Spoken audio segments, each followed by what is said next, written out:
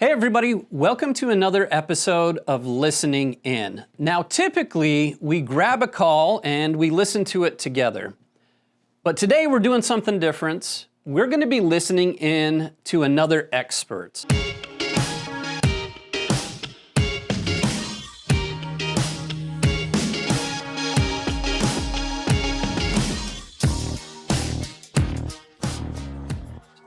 We have a special guest on today from our partners team, and I am super excited to pick his brain today because this is a guy who lives and breathes recruiting. Steve, welcome to the show. Thank you so much for being on. And if you would, give us a breakdown. Tell us a little bit about yourself, your background, and what makes you an expert in this space. Oh, all right. My name is Steve Burgio. I've been with Randall Reilly 3+ years. Really enjoy it. Been in the recruiting field for probably close to about 10 years. Since I've been on the team, especially, we've really been concentrating on diesel mechanics across the board, Class A CDL drivers. And now we've transformed over into the direct hire market, where we're working just multiple accounts. I think we have like 16 or something at this point, where just anything from agricultural technicians to just regular heavy-duty diesel mechanic technicians, and just figuring out just ways to excel. You know, a lot of these guys are known for not necessarily showing up to interviews and so forth. So really trying to just come up with ways to keep them engaged, to make sure they show up and get them through the process. Very good. Well, thank you again for being on. One of the things that you just mentioned is it can be tough. We know ghosting's a real thing in recruiting, where it feels like we have a really good conversation with someone, we get them moving towards, an interview or even getting hired, and then we lose track, right? We lose contact, communication. So you mentioned we're always looking for ways to minimize that. I don't know that you can ever eliminate it 100%, but what have you found helps minimize ghosting? Well, one of the things that I like to do is I'll come off not necessarily just as a recruiter, but a candidate advocate, almost like a middleman. So when I'm going through the screening process, I try to, relate with them as much as I can, to keep them engaged, almost become friends in a sense, where, saying, listen, I'm your advocate. Let's knock out some of these questions.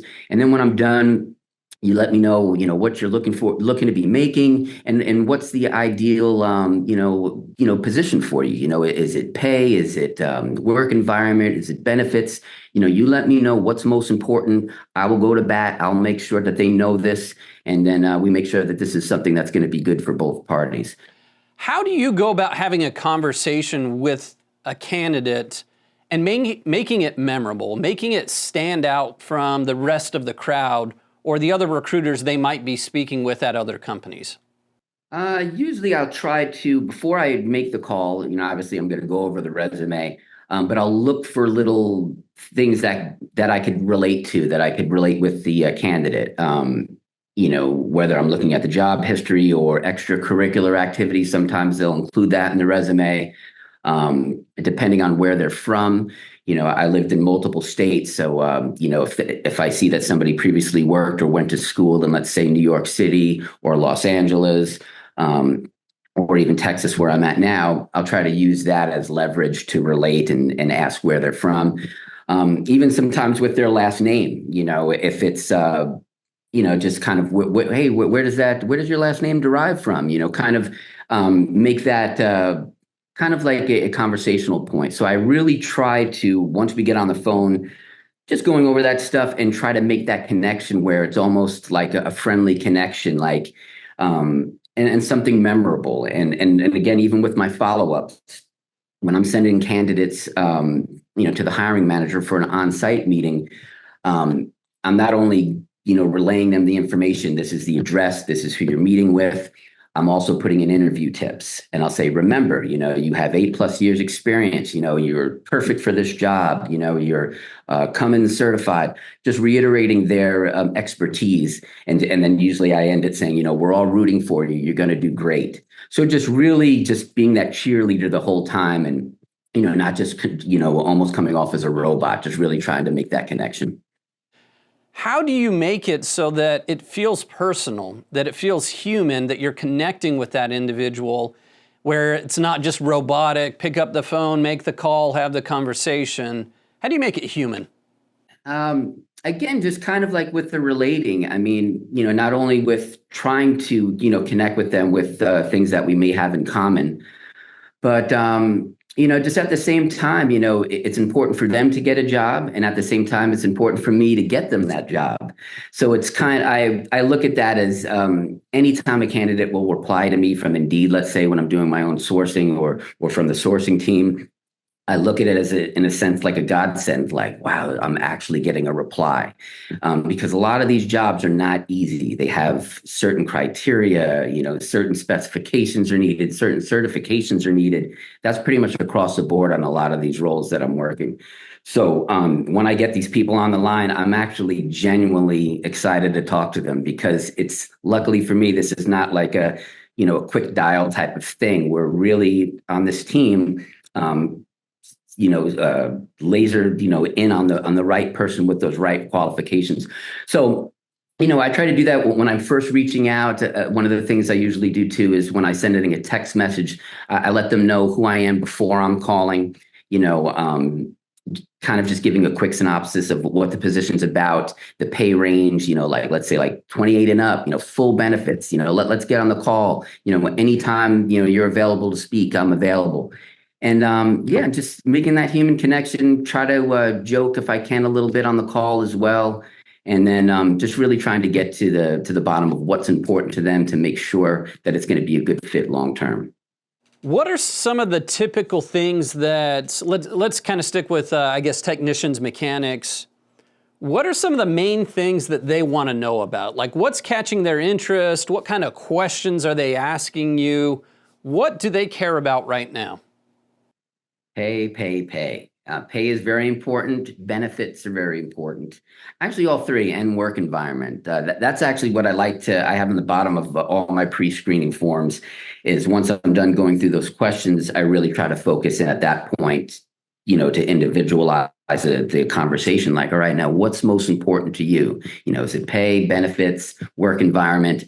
A lot of times it's pay, because they want to make sure that they can either continue the lifestyle that they're living, or, hey, I'm ready for a better opportunity. Some locations, some jobs will have like an air conditioned bay, some won't. That doesn't seem to come up much. Uniforms, things like that, we will bring up, hey, is this something that, you like? It's not, doesn't seem to be a big issue. It's typically going to be the pay. If the pay is the big thing, sign-on bonus, if that's even possible. But and just staying in contact. You got to really sell it to them, and just make that connection long term. Yeah. So this could be a tough question to answer, but I'm just curious your take on this. I've heard people say, because I've been in a lot of conversations with, whether it's a shop or a dealer or whoever looking for technicians or mechanics, where they'll say, hey, they'll jump to another job for $1 more an hour. And I was curious your take on that. What would have to be the increase for someone to consider another role? I mean, is it just $1? To me, this is just my opinion. That's why I'd love to hear from you on it, is I don't know that somebody would jump for $1 more an hour. There's got to be something else going on there, whether it's the work environment, something where they're willing, because it's always uncomfortable to make a job switch. There's all these things you got to get used to, new environment, new people, whatever the case may be. So what are your thoughts on that? How much money is enough money to get someone to switch? Or does it not even matter? It pretty much depends on the role. I mean, Sign-on bonus is always great. I mean, one of the clients we have is a dealership, and that's a big thing where we'll be talking to somebody that's already employed at a dealership. Why would you want to leave? That's the first thing that I bring up. Hey, it's a $5,000 sign-on bonus.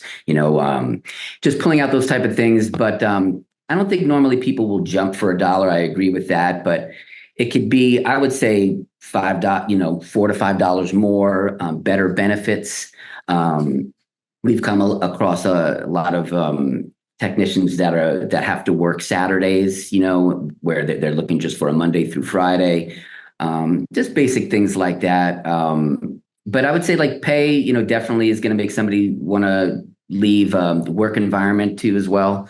If you have a manager that's not supportive, that's really on you, constantly micromanaging, that's not a great environment to be working in. How many times do you reach out to them? Is it, hey, I just leave them a message and they either call me back or they don't? Or have you found like, I've got to try them X number of times on average in order to get them on a phone call? What are your thoughts on that, on the number of attempts to reach someone? With me, I would say almost like 90% of my submittals are from me calling the candidate. It's rare that I'll get follow-up. I do get those calls back, but what I like to do is just when I'm reaching out, I'll reach out, like I was saying earlier, with text messages first, and I try to just to catch their attention. Mostly people are money motivated. So, for instance, like with one of our clients, I'll put something right at the top, like, hey, this is that position that you replied to, $5,000 sign-on bonus, X amount of money, full benefits. So I'm really putting all the meat right there in the text message and just saying, listen, let me know the best time that we can connect for a call. And then I leave it in their hands, but I'll follow up with a call as well. But I'll usually hit them with that text first, say, what is the best time that I can follow up with a call? And I kind of put in quotes too, this can be a quick call, like I'm not going to take up much of your time. Here's all the information about it. And then I'll follow up with a call usually like 30 seconds after that text. If I get the voicemail, I leave a detailed voicemail, but that text also says, let me know the preferred time we can connect. So if they don't pick up, then they'll usually text message me back when I can call, but we usually do follow up. We do follow-ups every day. So, even, and if it's something of importance, if I know if somebody has like the right qualifications, like let's say like a master ASE certified technician, and we need to fill this job yesterday, I'll follow up again, like, in the afternoon, like just making sure, but at the same time, not being, annoying. You don't want to be that constant person that's hitting them up, but this is an urgent position, you're perfect for the job. And, but that's what I usually do is just, following up with the text first, following up with calls, and just putting it out there. So I really feel like if they're really interested in the job, the excerpts are right there, everything that's involved, it should be a no-brainer. Just follow back up and we can knock it out quick. How many conversations does it typically take? Every situation is different, but on average, to take a qualified individual and work them towards making a commitment, like doing a full application or showing up for an interview? How many conversations does it take? I would say about a minimum of 3, where the first call is the first contact, going through the pre-screen. Then I'm submitting them into the client. The client will come back saying, hey, we want John to, let's get him scheduled for an interview. Then I'm following back up with a call, getting their availability, getting that set. And then after that call, of course, sending a text message, then an email with reminders, like I was saying, the interview tips. And then after that, it's pretty much, if it's a next day or if it's a couple days, making sure to follow up, with those text messages and then a call, making sure that they're ready to go, that they're ready for this position, and then just making, them feel confident as much as possible that they're the perfect fit for the role. And then pretty much after that, when the offer comes, which we always hope, following up, hey, how did the interview go? Right after the interview, did the offer seem good? And then again, playing that role as the candidate advocate, did everything seem good for you? Any call outs, does the offer, seem good to go, and just basically at that point, making sure that we close the deal and go to that next step. So it could be, 3 times talking on the phone, or it can be 15, it's just whatever is required to make sure we get them across the finish line. So my last question for you is, you really stand out. You have a ton of success. You're very good at what you do. Why is that? What sets you apart from maybe everybody else out there doing it? Why are you so good at what you do? Oh, I appreciate you saying that. Thank you. I just work ethic, I just come from a background where, you really got to just work hard at what you do and put in that extra, work. It's kind of been joked, like even when I'm on vacation, my laptop goes with me. Even on the weekends, I'm usually here at the house doing what I need to do. But if I hear a ping on my phone, on the work phone, that somebody's replied and they're available, I'm going to get on the phone and I'm going to make that call, even if it's a Saturday or Sunday.